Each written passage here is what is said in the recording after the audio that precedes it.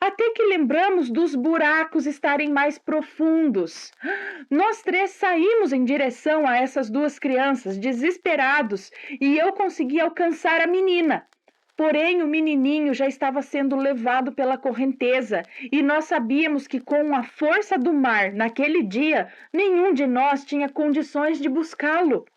Vamos então agora para o relato de hoje, que é este daqui: Iemanjá, a rainha do mar. Vamos ver. Olá, Ana, me chamo Fulana, mas pode me chamar de Fulana. Fala icônica. Eu acho que não terá nomes no relato, porém, se tiver, estarão trocados. Ok. Em minha infância, os meus avós maternos moravam em uma praia aqui no sul, e por meu irmão e eu sermos muito apegados a eles, o meu pai e a minha mãe iam sempre que podiam para passar o final de semana lá. Era menos de 2 horas de viagem, então realmente era tranquilo ir e voltar toda semana. Com esse mesmo argumento, a minha avó algumas vezes conseguia convencer a minha mãe a nos deixar passar a semana lá na praia. Resumidamente, posso afirmar que mais da metade da minha infância foi morando na praia com os meus avós. O meu avô é uma pessoa incrível, porém não julgo que sua forma de nos criar era segura. Ele nos ensinou a nadar no mar, nos jogando em partes profundas da água e deixando que nós voltássemos para ele nadando sozinhos. E só nos ajudava se visse que realmente a gente não ia conseguir. Ai, meu Deus! Essa praia onde eles moravam era e ainda é uma praia deserta, com poucas casas e um número muito pequeno de moradores. Não há nem sequer um mercadinho para comprar pão no fim do dia. Para comprar mantimentos, é preciso pegar um carro e ir até a praia ao lado. Por realmente ser um lugar deserto, essa praia não tem e nunca teve casinha de salva-vidas, o que tornava essa brincadeira do meu avô algo ainda mais perigoso. Bom, os anos se passaram, meus avós se mudaram para a capital, mas ainda íamos todos os anos passar a temporada nessa praia. Afinal de contas, ser deserta a tornava um paraíso. Quando eu tinha 14 anos, a minha mãe, o meu tio e sua família haviam combinado de irem todos juntos passar uma quinzena na praia. Com 14 anos, a praia deserta não parecia tão legal quanto parece hoje aos 28 anos, já que não havia muitos adolescentes da minha idade para conversar e os que ali estavam eram sem graça. Sabe como é? Adolescente se acha a última bolachinha do pacote e eu seguia essa regra. Com muito esforço, a minha mãe me convenceu, em uma tarde, a ir até o mar com o menino da casa ao lado, com o menino da casa ao lado da nossa família e a filha de um pescador local. Esse menino, assim como eu, havia crescido passando longos períodos nessa praia e a menina havia nascido ali. Sendo assim, estávamos seguros em irmos até o mar, sozinhos, mesmo sendo um dia nublado com o mar revolto. Para quem nunca viu as praias do Rio Grande do Sul, deixem-me contar como são. O mar aqui é de um verde escuro, com ondas grandes e contínuas. Os dias costumam ser nublados com mais frequência no litoral e até mesmo em dias ensolarados existe um ventinho irritante que leva a areia fina e quando essa areia bate nas suas pernas parece que vai cortar. Não parece algo convidativo, mas é o que temos. Então fomos os três para o mar, jogar vôlei na água. Quando chegamos à beira-mar, avistamos um casal tomando banho de sol. E ao mesmo tempo que nós, por outra entrada, estava chegando uma menina que aparentava ser da nossa idade e um menino que hoje sei que na época tinha 8 anos. Nós caminhamos para perto desse casal, largamos os nossos chinelos e aquela menina fez o mesmo. Sendo assim, o local que o casal escolheu para tomar banho de sol seria o nosso point. E saberíamos que não deveríamos nos afastar muito deles. Pois ali estavam as nossas coisas. Logo nos primeiros minutos dentro da água, percebemos que o mar estava com um repuxe muito forte, estava puxando muito, e os buracos que as ondas formavam estavam bem profundos. Ainda assim, continuamos ali brincando, pois, como eu havia dito, nós três havíamos nos criado naquele lugar e sabíamos o que fazer em cada situação. Nós percebemos então que a menina e o menino que haviam chegado conosco estavam caminhando nos bancos de areia com baldinhos em suas mãos. Lembro de mostrar aos amigos e levantar a questão sobre talvez os dois não saberem que atrás do banco de areia começa o canal. Porém, quando olhei novamente, eles estavam voltando para a parte mais rasa e estavam rindo e tal, então achei que estava tudo bem. Olha, foi questão de segundos. A menina começou a se debater e o menino também. Por alguns segundos pensei que eles estavam brincando, já que estavam do lado correto do banco de areia, digamos assim. Até que lembramos dos buracos estarem mais profundos. Nós três saímos em direção a essas duas crianças, desesperados, e eu consegui alcançar a menina. Porém, o menininho já estava sendo levado pela correnteza e nós sabíamos que com a força do mar naquele dia, nenhum de nós tinha condições de buscá-lo. Enquanto eu tirava a menina do mar, meu amigo adiantou para chamar o casal que estava na praia e mostrar o que estava acontecendo. Mas esse casal não sabia nadar. Agora imaginem o nosso desespero, uma praia deserta e uma criança sendo arrastada pelo mar. Mas, gente, de quem que eram essas crianças que foram brincar sozinha no mar desse? Ai, a menina parecia estar delirando e em choque, pois ela ainda estava caminhando, cambaleando e não parava de chamar o nome do menino. Segundo ela, segurando ela, eu pedi para que ela me mostrasse onde era a casa em que eles estavam ficando e ela foi apontando a direção. Ana, parecia uma eternidade. Eles estavam em uma casa no começo da praia, coisa de mais de 1 quilômetro de distância de onde a gente estava. Quando começamos a caminhar em direção à casa deles, a menina começou a chorar, chamando o nome do menino. E nesse momento eu me virei, nesse momento eu virei a menina, segurei o rosto dela e perguntei se ela sabia quem era Iemanjá. Ela balançou a cabeça que não, e então eu disse que Iemanjá é a rainha do mar, e ela seguraria a mão do menino e não o deixaria morrer. De onde veio isso, gente? Agora me fala, de onde veio isso? Eu não sei.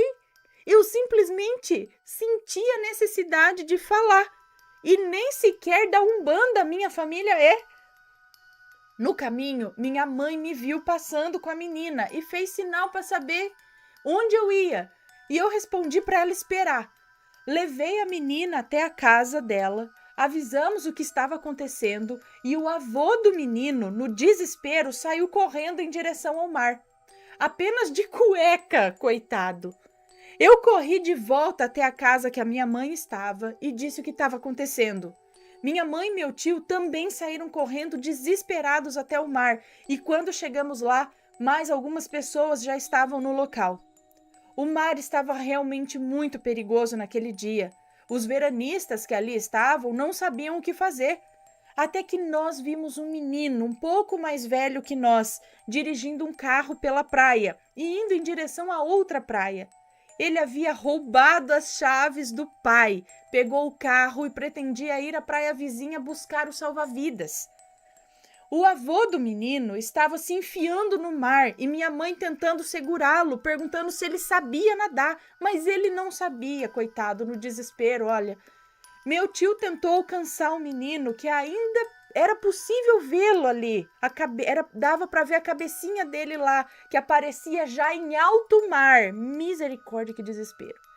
Mas o meu tio parecia não sair do lugar nadando, né? Tenta aí, a onda puxa, gente. Você não consegue sair do lugar. Meu tio parecia que não saía do lugar nadando. E foi no meio desse caos que apareceu um homem gigante com seu filho. Um homem gigante com seu filho. Eles estavam fazendo caminhada pela praia e viram as pessoas amontoadas e foram ver o que estava acontecendo. Minha mãe explicou e o cara pediu para ela cuidar do filho dele e o homem entrou no mar. Esse homem tinha a vantagem que nenhum de nós tinha, o tamanho e a força. Ainda assim, ele demorou a alcançar o menino e por vezes ele também sumia entre as ondas, sendo puxado pelo mar. Quando os salva-vidas finalmente chegaram, o homem já estava caminhando onde dava pé, com o menino desmaiado nos braços. O menino recebeu os primeiros socorros ali e ele estava vivo. Ninguém sabia explicar como esse menino tinha sobrevivido, como ele ainda estava vivo. O homem que o salvou falou que achou que não ia conseguir, pois ele mesmo algumas vezes se sentiu sendo arrastado pelo mar e quase se afogou. Ainda assim, o menino permaneceu quase uma hora no mar, se afogando. Ele não afundou o suficiente para perdermos de vista e ele ainda sobreviveu. Era realmente como se alguém o tivesse segurado para cima. O guri passou 2 dias no hospital em observação. O afogamento dele virou notícia no jornal da época e assim que ele voltou para casa, minha mãe me chamou para visitá-lo. Quando chegamos na casa, o menino estava bem, rindo, brincando tranquilamente, estava tudo bem. A menina que eu havia tirado do mar cochichou algo com a avó e as duas ficaram rindo de maneira envergonhada, me olhando. Certamente a menina se lembrava do que eu havia dito e eu também. Na verdade, eu nunca consegui esquecer esse episódio da minha vida. Eu não sei de onde aquela certeza saiu, mas até hoje sou grata a Iemanjá e após isso passei a lhe admirar e respeitar com todo o meu coração. Obrigada por ler o meu relato, desculpe pelos erros. E Ana, sou viciada nos seus relatos. Obrigada pelo trabalho incrível que você e o Matheus fazem. Beijos aos dois, aos bebês, aos pets e aos assombrados.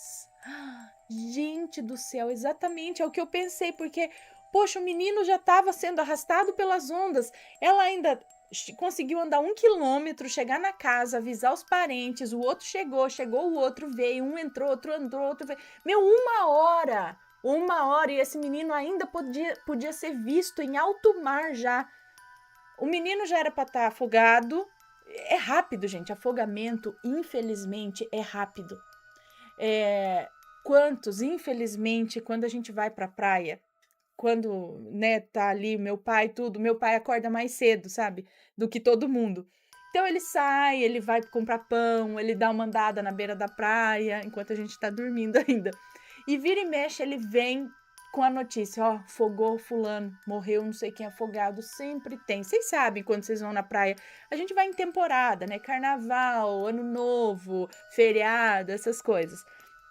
E sempre tem essas notícias. Sempre que eu me lembro, desde criança, de ir pra praia, eu lembro de ver aglomeração, de saber notícia no dia seguinte. É muito triste. Eu fico assim com a orelha em pé. Eu não consigo relaxar, principalmente tendo criança. Não consigo, não dá. Você não vai na praia pra relaxar, você leva. Eu não, pra ir com os filhos. A gente leva pra eles se divertirem, pra gente sentar um pouco ali, mas eu não consigo relaxar porque é muito rápido, gente. E você perde, assim, a criança, né? Falando em criança, mas não é só criança, não. Muitos adultos. Mas o que eu quero dizer é que o negócio é rápido.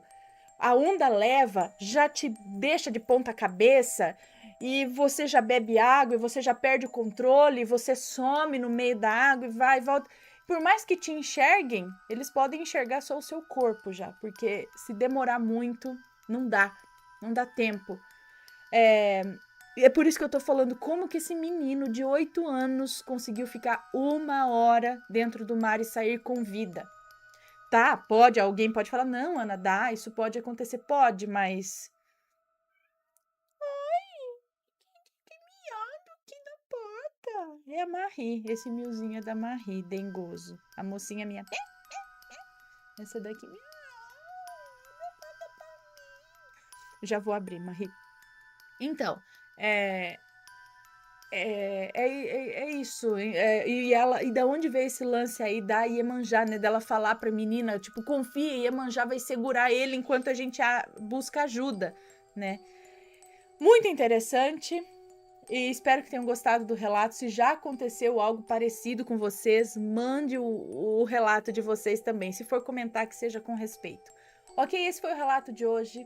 A gente se vê no próximo relato. Beijos e fui! Tchau, tchau. Então aqui, ó, você aí que não sabe mais, a gente vende camisetas de extrema qualidade. E aqui está a camiseta do lobisomem, ela brilha no escuro, tá? E para você comprar, basta ir aqui no link aqui embaixo, vai ser direcionado lá para o site do Mercado Livre. O frete é grátis para o Brasil inteiro e você vai ter um produto de extrema qualidade.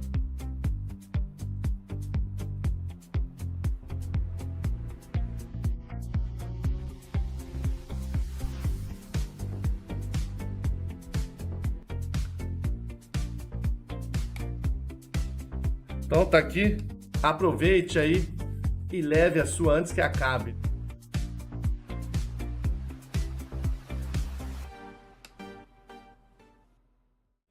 Espero que tenham gostado da minha arte aqui. Esse vídeo, não esse, o de vertical vai estar lá na página da camiseta, lá no Mercado Livre. Então gostou? Garanta a sua, são poucas unidades, tá? Não são todos os tamanhos. Eu tô tendo que vender essas daqui para levantar grana e fazer, né, toda a grade de tamanho de novo, já que a loja estava fechada aí já há um bom tempo, estava tudo arquivado aqui, a gente resolveu trazer novamente a loja assombrada para vocês, agora utilizando ali o Mercado Livre.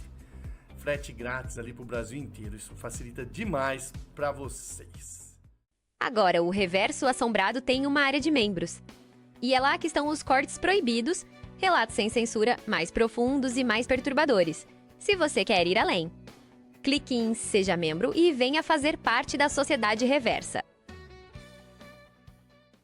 Está gostando dos relatos no Reverso Assombrado? Então não se esqueça de deixar o seu like. E é claro, se ainda não for inscrito, se inscreva.